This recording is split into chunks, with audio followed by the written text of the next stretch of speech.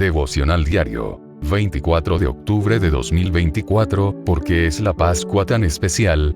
La Pascua pudo haber sido una fábula, o el mayor acontecimiento que jamás haya sucedido. Hubo una vez alguien que dijo que todo el cristianismo se basa o recae en la resurrección de Jesucristo de entre los muertos.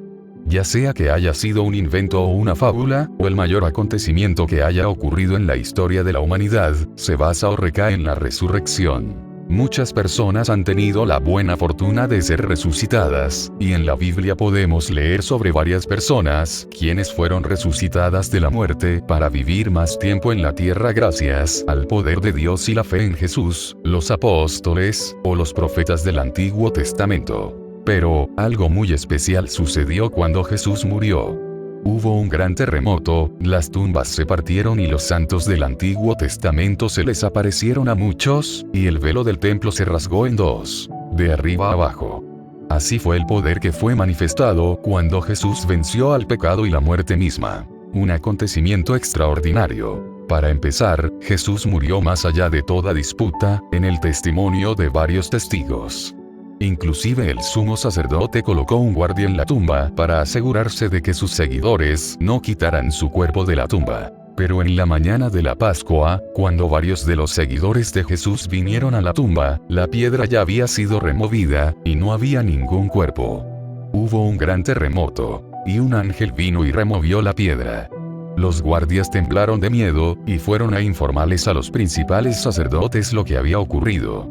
Y reunidos con los ancianos, y habido consejo, dieron mucho dinero a los soldados, diciendo: «Decid vosotros». Sus discípulos vinieron de noche, y lo hurtaron el cuerpo. Entonces Jesús se manifestó ante sus discípulos, vivo, resucitado de la muerte. Él los invitó a que le tocasen y examinaran las heridas de sus manos y sus pies. Asimismo, comió junto con ellos para probarles que no era un fantasma, pero que tenía un cuerpo que no estaba muerto. Mateo 27, 28. Un médico llamado Lucas más adelante interrogó a todos los testigos, hermanos y hermanas, y en lo que a él respecta, Jesús se presentó a sí mismo como vivo de entre los muertos con muchas pruebas indubitables, apareciéndoseles durante 40 días, y luego de que sus discípulos lo vieron ascendió al cielo desde el monte de los olivos.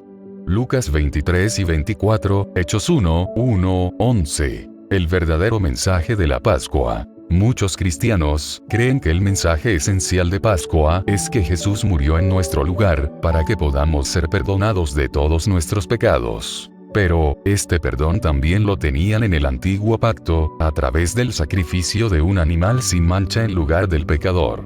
Así pues, la Pascua significa mucho más que solo perdón. Significa que nosotros también podemos llegar a la misma vida resucitada que Jesús vivió. Esta es la nueva vida que se manifiesta por llevar a la muerte la vieja vida, la cual es el pecado que mora en mi naturaleza humana.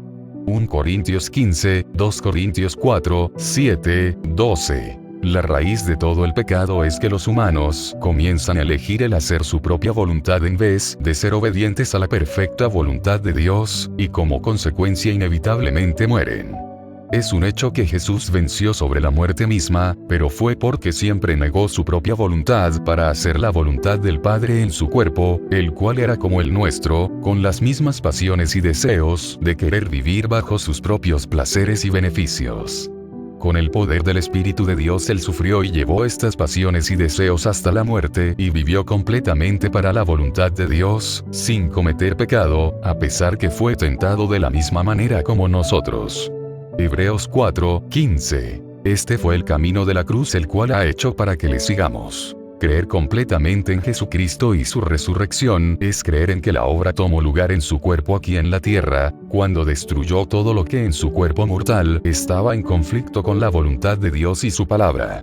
Él fue obediente hasta la muerte, cada día de su vida, y completó su obra en el Calvario cuando él exclamó: «Consumado es».